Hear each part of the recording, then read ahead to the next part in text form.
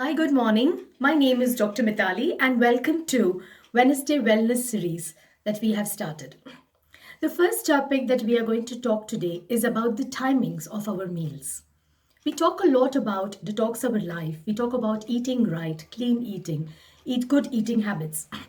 And what's even more important is the time of our meals. A human body is all the time integrated beautifully with nature. We are a part of this nature. And even though over the years, with the invention of the bulb by Edison, things have changed drastically for man, and man has moved ahead miles and miles, and in fact move even apart from nature. We still are nature beings, and our body connects beautifully with nature. Our circadian cycles, our body cycles are exactly as per the nature. And therefore, the meals that we have are also equally important to be timed with the nature cycles. The time old uh, phrase of early to bed and early to rise stands true even today. When you sleep early, you have a nice restful sleep. When you wake up early, you have a good exercise of about 30 to 40 minutes. You're ready for the right time for breakfast. And it could be something where you're really hungry and you're eating when your body wants food. Let me explain this with a little example. In the Indian culture, especially in the Eastern culture, we have a system of doing home and havan. Homes are pujas or havans are pujas that are done to please the deities or the gods and seek their blessings. Typically, these are done at certain periods of the year when it is the most auspicious time of the year. Or it could be done any time when one wants to seek some blessings from the divine. Have you ever attended such a ritual? You will see that the entire ritual takes place for a couple of hours. There are pandits or gurujis who come to set the puja. The whole place is sanitized. It is beautifully decorated. The whole havan is made ready. And then there are a lot of japas and mantras and chantings happening, which is an invocation of the gods and the goddesses which we need to come and bless us.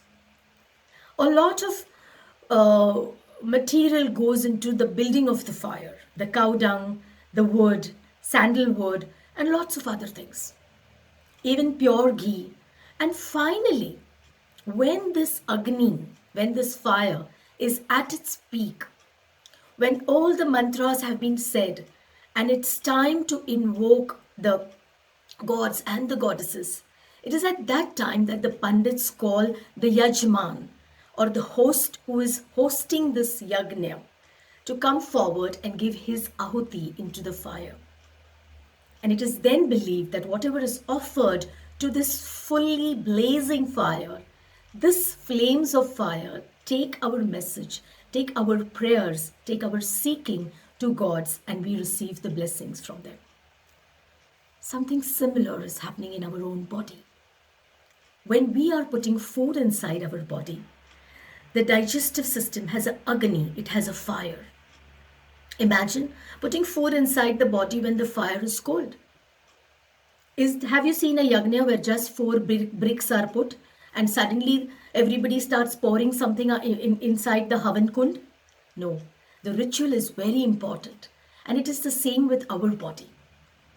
Giving body food at that exact time when the body is ready, when the agni is at its heightened, when the digestive juices are in the stomach or into the organs and ready to digest the food that's coming inside the stomach, is the right time.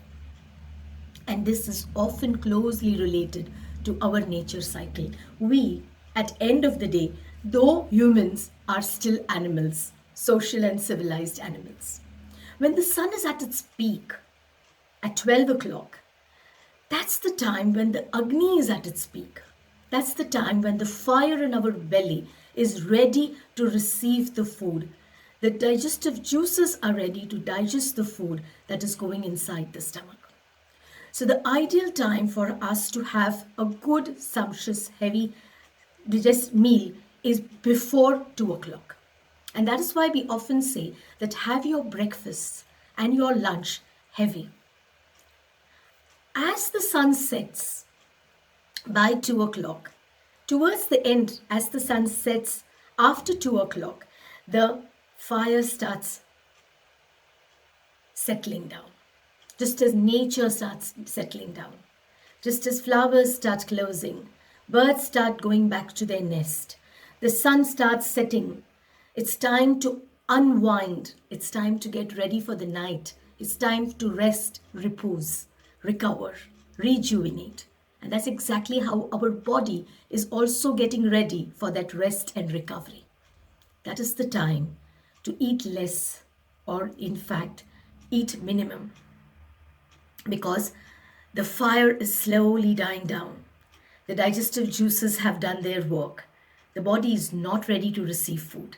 And therefore, late night meals could cause a lot of harm to us. The food might just remain there the whole night, or instead of resting, recovering from all the exertion that has happened during the day, the body has to unnecessarily put in a lot of more efforts in digesting that food that is put late in the evening, and especially if it's oily, spicy, heavy, non-veg, alcohol, or food that is rich and laden with calories. Therefore, what to eat, when to eat, and the timings are very important.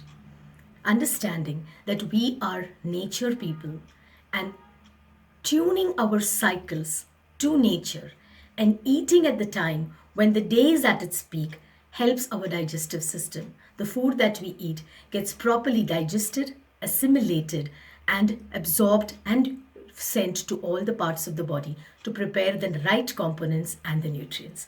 So this is my Wellness Wednesday for you all. When to eat, what is the time of the day you eat? Simple. Tune your circadian cycle to nature. When the sun is at its peak, have your food.